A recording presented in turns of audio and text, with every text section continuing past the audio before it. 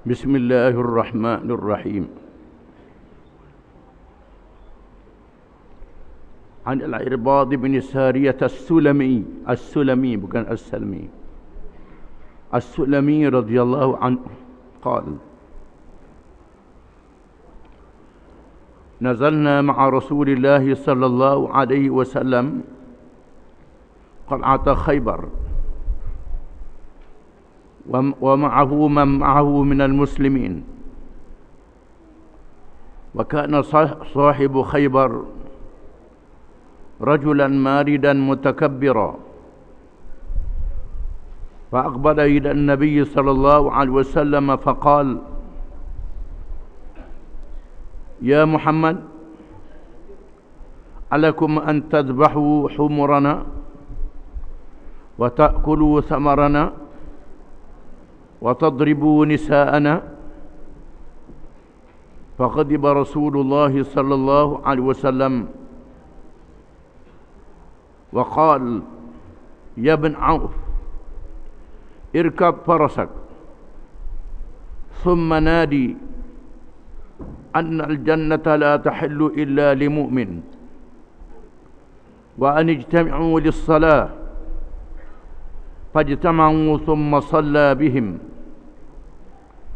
ثم قام فقال: أيحسب أحدكم متكئا على أريكته قد يظن أن الله تعالى لم يحرم شيئا إلا ما في القرآن، ألا إني والله لقد وعظت وأمرت ونهيت عن أشياء إنها لمثل القرآن أو أكثر، وأن الله تعالى لم يحل لكم أن تدخلوا بيوت أهل الكتاب إلا بإذن، ولا ضرب نسائهم ولا أكل ثمارهم إذا أعطوا الذي عليهم. Artinya, dari Al-Irbad bin Sariyah As-Sulami radhiyallahu anhu, katanya, kami berhenti bersama-sama Rasulullah sallallahu alaihi wasallam di kota Khaybar, bersama-samanya orang-orang Islam, yakni para sahabat radhiyallahu anhum. Dan ketua Khaybar adalah seorang yang angkuh dan sombong. Lalu dia menghadap Nabi SAW dan berkata: Wahai Muhammad, adakah kamu berhak menyembelih keledai-keledai kami, memakan buah-buahan kami, menawan perempuan-perempuan kami? Maka murkalah Rasulullah sallallahu alaihi wasallam dan dia bersabda: Wahai Ibn Auf, tungganglah kudamu, kemudian serukan bahawa sesungguhnya syurga itu tidak halal malaikat untuk orang yang beriman, dan supaya mereka berkumpul untuk bersembahyang. Kemudian mereka pun berkumpul dan bersembahyang. Seterusnya Rasulullah sallallahu alaihi wasallam bangun dan berucap: Adakah seseorang itu menganggap ketika dia sedang bersandar pada bangkunya, sesungguhnya dia yakin bahawa Allah tidak mengharamkan sesuatu malaikat apa yang ada di dalam Al-Quran? Ingatlah, sesungguhnya aku demi Allah telah memberi nasihat, memerintah dan menegah tentang sesuatu seperti yang ada di dalam Al-Quran, atau lebih banyak lagi. Dan sesungguhnya Allah Ta'ala tidak menghalalkan kamu masuk ke rumah ahli kitab melainkan dengan izin. Tidak boleh mengambil perempuan mereka, memakan sewenang-wenang buah-buahan mereka. Tidak boleh memukul, bukan mengambil.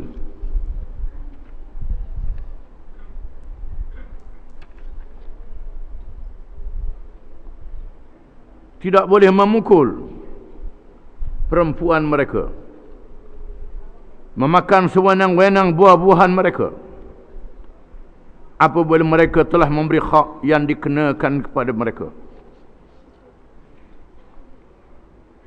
Hadis ini menunjukkan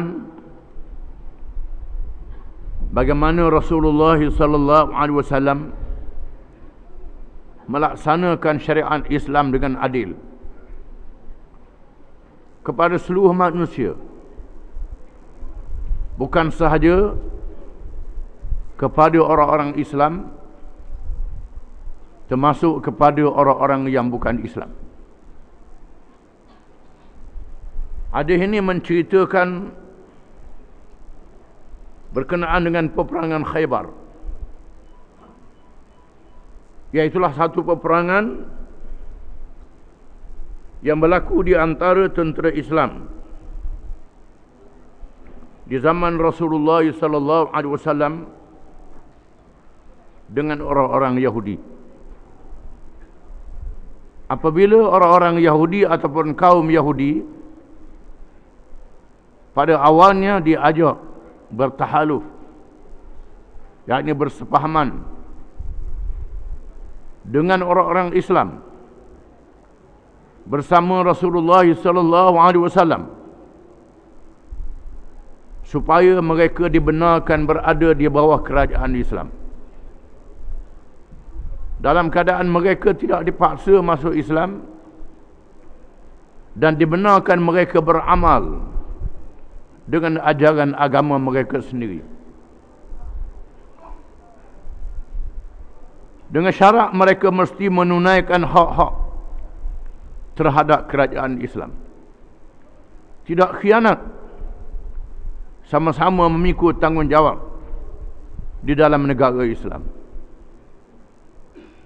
Apabila orang-orang Yahudi sedikit saja masuk Islam dan sedikit sahaja yang terus berada di bawah kerajaan Islam dengan baik, kebanyakan mereka khianat berbagai-bagai cara untuk menjatuhkan kerajaan Islam, mengadakan hubungan dengan orang-orang musyrikin, sehingga berlakunya peperangan Ahzab yang mengepung Madinah, merancang untuk membunuh Nabi sallallahu alaihi wasallam dengan sihir, dengan racun dan berbagai-bagai kejahatan lagi, menyebabkan sebahagian mereka diambil tindakan. Ada yang dijatuhkan hukuman bunuh, iaitulah lelaki-lelaki yang mampu berperang. Sebahagian mereka dihalau, sebahagian mereka melarikan diri, dan mereka menawan Khaybar yang letaknya di utara Madinah, jalan ke Tabuk, ke Jordan. Mereka mendirikan kota yang berlapis-lapis di Khaybar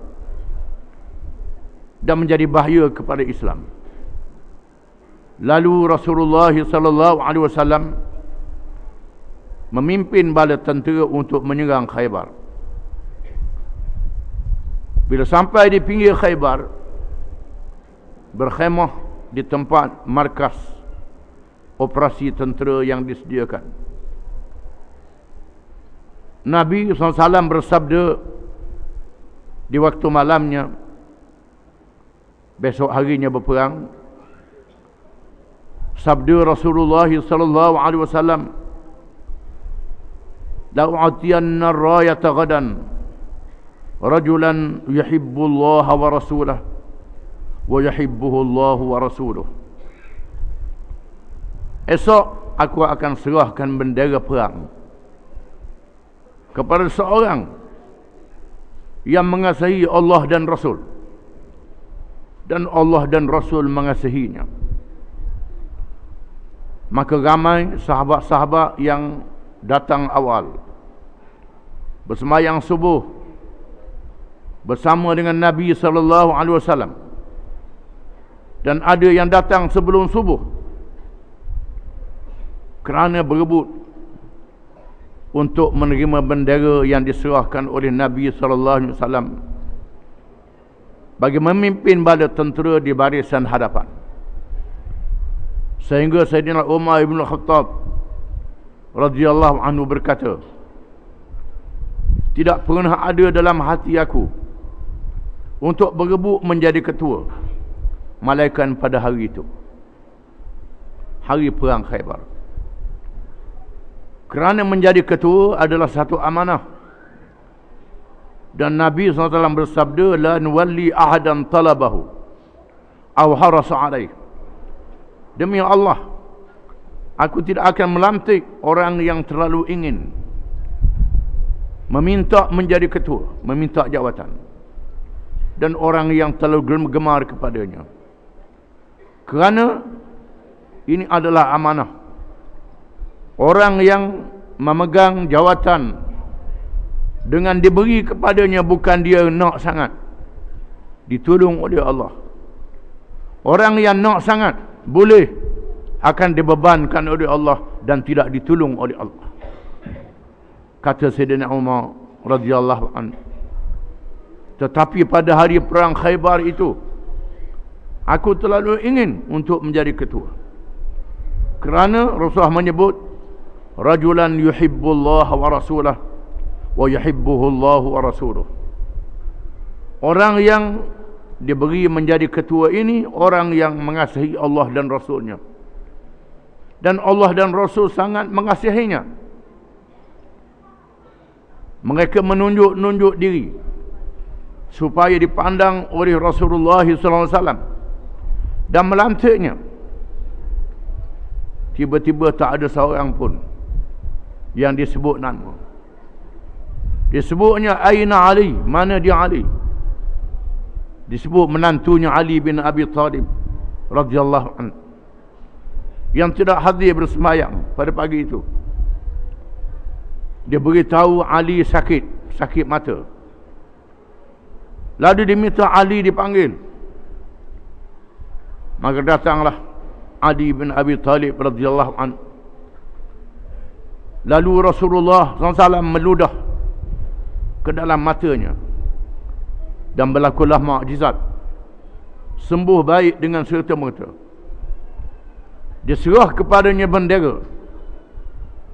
Sebaik saja Sayyidina Ali memegang bendera, berdiri dengan tegak sebagai seorang tentera yang gagah berani, memandang ke arah Khaybar dan berkata, uqatiluhum liyakunu mithlana, saya perangi mereka supaya mereka jadi macam kita, yakni jadi Islam macam kita.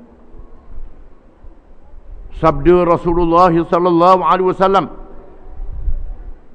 ala rislik idza kunta bisahatihim ud'uhum ila syahadati an la ilaha illallah wa inni rasulullah wa ma yajibu alaihim min al-haqq la an yahdiyallahu bika rajulan wahida khairul laka min humrin na'am. Maknanya, jangan gopoh, jangan cepat sangat. Dengar dulu apa yang aku arahkan. Bila kamu sampai di medan mereka, yang pertama, ajak mereka kepada Islam. Bukan serang lagi.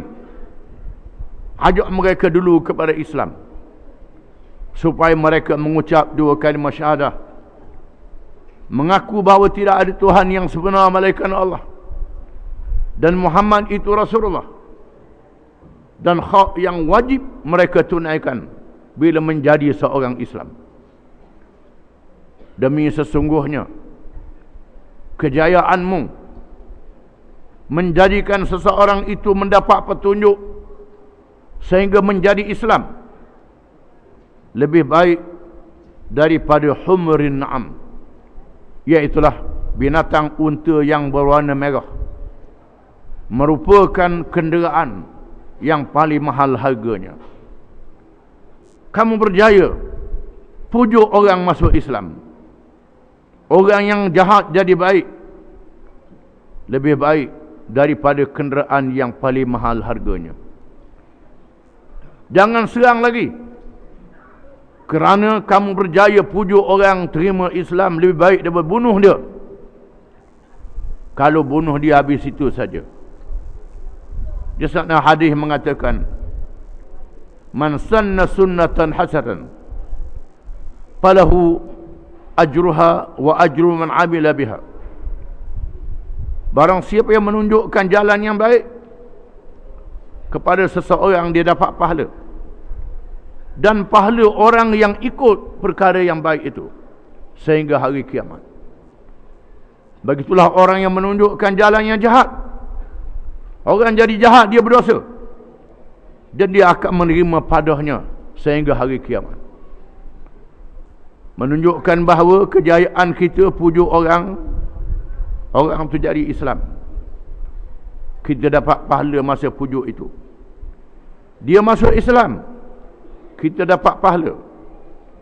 Dia boleh hanuk zuriat keturunan, dia ajak orang lain masuk Islam, sehingga sepanjang keturunan dan zuriat dapat pahala sepanjang-panjangnya. Di sinilah kelebihan Nabi kita Muhammad sallallahu alaihi wasallam daripada nabi-nabi yang lain sebelum daripadanya. Kerana umatnya ramai, kerana umatnya berjaya mengajak orang lain masuk Islam, mengajak orang yang jahat jadi baik, mendapat pahala berpanjangan. Kalau terpaksa berperang, matilah musuh itu, habis itu saja, sekadar itu saja. Balik kepada peperangan Khaybar. Maka berlakulah peperangan Khaybar, sehingga memakan masa beberapa hari, dan tentera Islam berjaya menawan Khaybar, menawan kotanya. Sebahagian penduduk Yahudi dibunuh dalam peperangan. Ada tawanan di mana salah seorang pemimpin Yahudi yang ditawan dengan sombong menyatakan kepada Nabi sallallahu alaihi wasallam, mencela Nabi seolah-olah Nabi nak bunuh binatang-binatang, nak menjadikan perempuan-perempuan Yahudi Khaybar hamba-hamba abdi yang dipukul. Zalimnya Islam ni. Islam ni zalim bila sudah menang. Tidak, Islam tidak zalim. Bahkan Nabi SAW mengarahkan bala tentera Islam dan sahabat-sahabatnya juga mengarahkan sebagaimana yang diarah oleh Nabi SAW. Uqtulu fi sabilillah, uqtulu bismillah, wa fi sabilillah, wa la taqtulu imra'atan, wa la shaykhan kabiran, wa la rahiban fi sawma'atihi, wa la taqta'u shajaratan musmirah. Uqtulu wa la taqduru wa la tumathilu, atau kama qala. Berperanglah dengan nama Allah untuk menegakkan agama Allah. Bila kamu berperang, jangan membunuh orang tua, jangan membunuh perempuan, jangan membunuh kanak-kanak, budak-budak, jangan membunuh padri-padri, pendeta-pendeta, sami-sami yang beribadat di rumah ibadat. Jangan merosakkan kebun-kebun. Begitulah juga binatang-binatang ternakan. Bila membunuh musuh, jangan dicincang musuh itu. Jangan menyaing mayatnya yang sudah mati. Jangan khianat kepada perjanjian. Itu pesanan Nabi SAW kepada tentera Islam. Di mana orang Islam adil, bukan sahaja masa aman, masa memerintah, termasuklah di masa peperangan. Hadis ini menunjukkan bagaimana Nabi SAW mengarahkan tentera Islam tidak boleh masuk ke dalam rumah ahli kitab, orang-orang Yahudi dan Kristian, melainkan dengan minta izin dulu. Ada adab. Jangan memukul perempuan-perempuan mereka. Jangan merosak kebun-kebun buahan mereka. Beri hak yang wajib ditunaikan selagi mereka menunaikan kewajipan sebagai rakyat. Hendaklah berlaku adil terhadap mereka. Di mana amalan ini disambung oleh kerajaan Islam sepanjang zaman, menyebabkan orang kafir masuk Islam. Sayyidina Umar ibn Khattab radhiyallahu anhu yang memerintah negara ketika wilayah Islam berkembang dengan luas. Parsi, Rom, Mesir, sebahagian utara Afrika. Banyak orang-orang bukan Islam berada di bawah kerajaan Islam. Mereka dilayan dengan adil. Pada suatu hari Sayyidina Umar berjalan, melihat seorang Yahudi tua yang meminta sedekah. Dia tak kenal Sayyidina Umar, ataupun dia kenal. Sayyidina Umar tanya dia, mengapa minta sedekah? Dia kata, nak buat kerja tak boleh. Masa muda dia ambil cukai, dia ambil jizyah. Bila tua dia biarkan. Sayyidina Umar membawa Yahudi tua itu ke pejabat Baitul Mal dan memerintah supaya disenaraikan namanya, diberi bantuan kepadanya sehingga dia mati. Diberi bantuan kepada orang-orang tua, bukan saja orang Islam, termasuk orang yang bukan Islam. Orang-orang tua yang fakir, yang miskin, yang tidak boleh bekerja lagi, yang tidak ada harta. Zaman Sayyidina Ali karramallahu wajhah, kisah yang terkenal yang acak kali kita sebut, tak apa kita ulang menyebutnya. Bagaimana Sayyidina Ali yang hilang baju rantai, merupakan barang yang berharga di zaman itu. Tiba-tiba dia melihat, dia tengok baju rantainya dibawa oleh seorang Yahudi. Lalu dibawa Yahudi itu ke mahkamah kerana mengatakan baju rantai itu dia punya, hak dia, dicuri oleh Yahudi.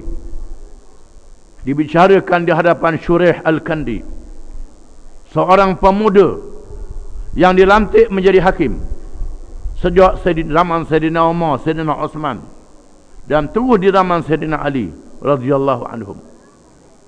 Dia bukan seorang sahabat, dia seorang muda yang berilmu, seorang yang berani, yang alim. Diletakkan Sayyidina Ali dan Yahudi di hadapan hakim Shuraih Al-Kandi. Shuraih berkata, Al-Bayyinah, Al-Bayyinah, Al-Bayyinah. Mana dia saksi? Wahai Amirul Mukminin, tuduh orang Yahudi ni mencuri, mana dia saksi? Sayyidina Ali kata, tak ada saksi. Saya kenal baju rantai ni kepunyaan saya. Baju rantai ialah baju yang dibuat daripada besi rantai, dipakai dalam perang supaya tak ditembusi oleh senjata. Sayyidina Ali pun pakai baju rantai juga, bukan beramal dengan minyak panas. Pakai baju rata. Nabi pun pakai baju rata dedar. Itu dia.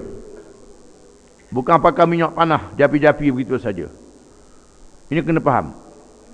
Lalu tak boleh mengadakan saksi. Lalu Al-Shuraih mengambil peluang menyerahkan baju rantai kepada Yahudi. Yahudi mengambilnya baju rantai itu. Setelah keluar daripada mahkamah, Yahudi berpaling kepada Sayyidina Ali, ambillah, ini kepunyaan tuan. Saya ambil ketika jatuh daripada kuda tuan. Baju yang disangkut di atas kuda Sayyidina Ali terjatuh, saya pungut, saya ambil. Ini kepunyaan tuan. Apa yang saya buat ni saya nak tengok saja. Inilah hukum yang adil, hukum Nabi-Nabi, hukum Rasul, hukum Allah yang adil. Dan Yahudi itu mengucap dua kalimah syahadah, asyhadu an la ilaha illallah wa asyhadu anna Muhammadar Rasulullah. Ini dia kerajaan Islam. Di zaman kerajaan Osmaniyah, Sultan Muhammad Al-Fatih yang membuka Istanbul, dahulunya Konstantinopel, Konstantinia, ditawan oleh tentera Islam. Bukan zaman Nabi, bukan zaman sahabat. Raja yang disebut oleh Nabi SAW, la tuftahanna al-Konstantiniyah fala ni'mal amir huwa al-amir wa la ni'mal jaishu dhalika al-jaish. Kota Konstantiniyah, Konstantinopel akan dibuka oleh Islam.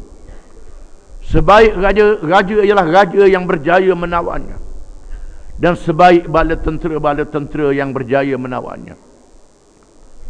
Maka sejak zaman Sayyidina Osman, diusahakan untuk menawan Konstantinopel, tidak berjaya. Zaman kerajaan Umayyah, zaman Muawiyah, zaman kemudian tak berjaya. Zaman kerajaan Abbasiyah tak berjaya. Sehingga Allah Ta'ala mengurniakan kepada Sultan Muhammad Al-Fatih, Sultan kerajaan Utsmaniyah, yang telah berjaya menawan Konstantinopel. Ditukar kepada nama Istanbul, kemudian jadi Istanbul. Asalnya Istanbul, jadi Istanbul. Kerana pelak sebut Istanbul. Sultan Al-Fatih pernah bertelengkah dengan seorang Kristian, seorang yang bukan Islam. Lalu dipukulnya orang Kristian itu kerana tak dapat menahan kemarahannya. Lalu Kristian itu bawa ke mahkamah, dibicarakan di mahkamah. Hakim membuat keputusan, Sultan salah. Sultan mesti dihukum. Hukumannya ialah qisas, hukum balas. Menyebabkan orang Kristian merasa tercengang, merasa heran. Bagaimana raja boleh dihukum oleh hakim yang dilantik oleh dia? Inilah dia adilnya Islam. Inilah adil yang ditunjuk oleh Rasulullah sallallahu alaihi wasallam. Dalam satu kisah lagi dari Abdullah bin Salam radhiyallahu anhu, katanya, manakala Allah menghendaki hidayahnya kepada Zaid bin Sa'nah radhiyallahu anhu yang berasal dari seorang Yahudi, dia telah menegaskan. Abdullah bin Salam juga seorang Yahudi. Abdullah bin Salam ialah sahabat yang disebut oleh Nabi SAW menjadi ahli syurga. Menjadi ahli syurga. Disebut oleh Nabi ini salah seorang sahabat yang dijamin masuk syurga oleh Allah. Dia beritahu kepada Nabi SAW. Dia mencerita bagaimana sebelum dia masuk Islam, dia telah bermimpi. Dia masuk dalam satu kebun. Ada tiang berdiri tegak di kebun itu, dan ada simpulan tali di atasnya. Lalu seorang mengatakan naik. Dia nak naik tak mampu. Lalu ditolak naik dan dia sampai ke hujung tiang. Berpegang dengan simpulan, dia berpegang simpulan tali itu dengan kemas, kemudian terkejut dalam keadaan dia menggenggam tangannya. Lalu setelah dia masuk Islam, dia cerita kepada Nabi SAW. Lalu Nabi mentakbirkan mimpinya. Mimpi ni ada mimpi yang boleh ditakbir, ada mimpi karuk yang tak boleh ditakbir. Lalu Nabi kata, kebun itu ialah kebun Islam. Kebun ialah Islam. Tiang ialah tiang agama Islam. Kamu naik di atas tiangnya dan kamu memegang simpulan tali, itu simpulan agama Islam. Kamu pegang menunjukkan kamu akan terus dalam Islam dan mati dalam Islam dan menjadi ahli syurga. Itu disebut dalam hadis-hadis riwayat yang sahih oleh ulama-ulama hadis. Abdullah bin Salam menceritakan rakan dia Zaid bin Sa'nah yang juga seorang Yahudi menceritakan kepadanya, semua tanda-tanda kenabian telah aku lihat pada wajah Muhammad sallallahu alaihi wasallam. Malaikat dua perkara, iaitu sifat lemah lembutnya mengatasi sifat jahil. Kesempitan jahilnya tidak boleh mengatasi lemah lembutnya. Tiba-tiba aku melihat Rasulullah SAW keluar rumahnya bersama-sama Ali bin Abi Talib. Tiba-tiba datang seorang seperti orang badui menemuinya. Lalu dia memberitahu Rasulullah SAW dengan katanya, "Ya Rasulullah, saya ada mempunyai beberapa orang pengikut di sebuah kampung. Mereka masuk Islam. Dan saya memberitahu kepada mereka, kalau kamu masuk Islam akan datang kepada kamu rezeki yang banyak." Tiba-tiba mereka ditimpa kemarau dan kesempitan hidup. "Ya Rasulullah, saya bimbang kalau mereka murtad kerana tomokkan kemewahan sebagaimana mereka masuk Islam."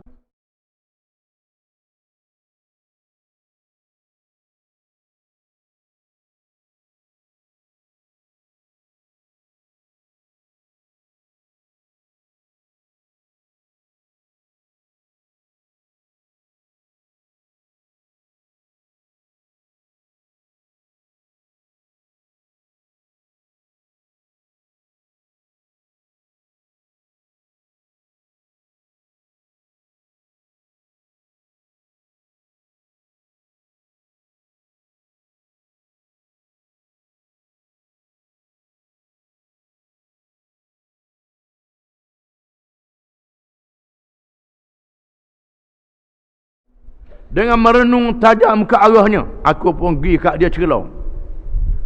Celong ke Rasulullah. Masa tu dia dah masuk Islam lagi. Celong.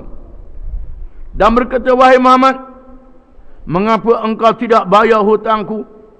Memang keluarga Abdul Muttalib terkenal dengan menangguh hutang. Pasal apa Muhammad tidak bayar hutang aku? Belum sampai tepuh minta hutang dah. Memang anak beranakmu Abdul Muttalib tak kira mu anak cucu cuci dia ni, dia ni tak bayar hutang. Payah bayar hutang." Aku melihat mata mata beliau dan merenungku dengan tajamnya menengking. "Wahai musuh Allah, adakah kamu telah cakapkan apa yang aku dengar? Maka kamu lakukan apa yang aku lihat? Demi Tuhan di mana diriku berada di dalam genggamannya, kalaulah aku tidak berhati-hati, nescaya aku pancung lehermu dengan pedangku ini," kata Sayyidina Umar. Nak pancung selalu, nak tetok dengan pedang.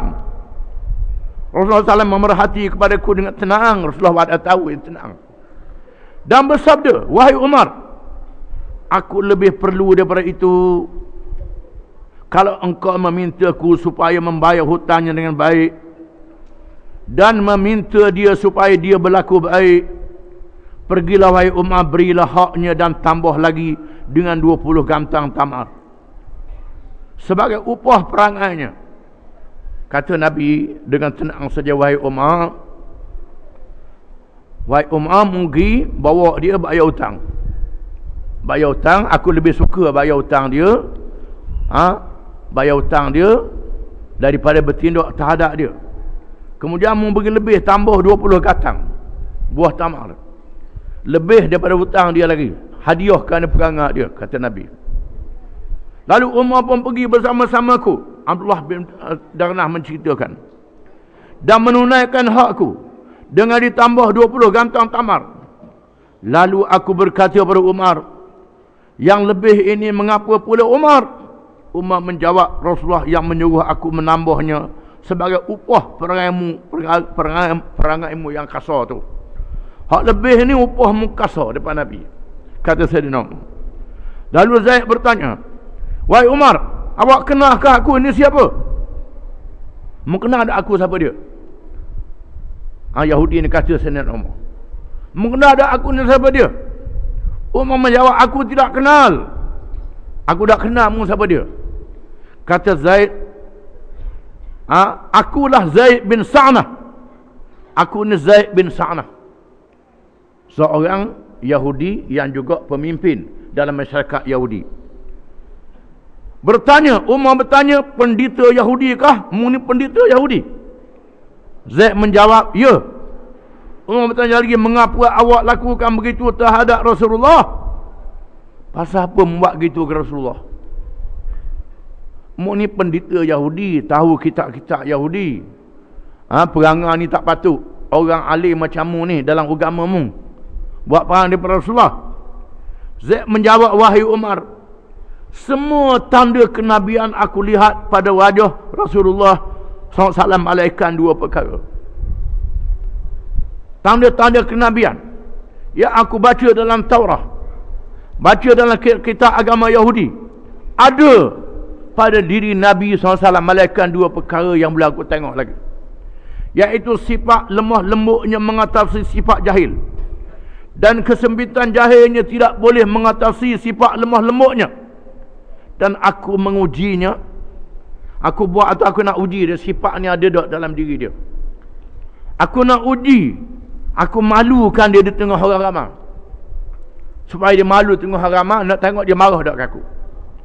Dan aku naik saksi, wahai Umar, sesungguhnya aku redha Islam menjadi agamaku dan Muhammad sebagai Nabi, dan aku jadikanmu sebagai saksi bahawa separuh hartaku untuk umat Muhammad sallallahu alaihi wasallam. Dia orang kaya, dia orang kaya. Separuh harta aku hadiah pada umat Muhammad sallallahu alaihi wasallam, aku nak wakaf. Umar berkata, katalah sebahagian daripada umat Muhammad, kerana engkau tidak dapat memenuhi semua mereka. Dan semua umat Muhammad ramai sangat sampai hari kiamat, kata Sayyidina Umar. Sebahagian daripada mereka.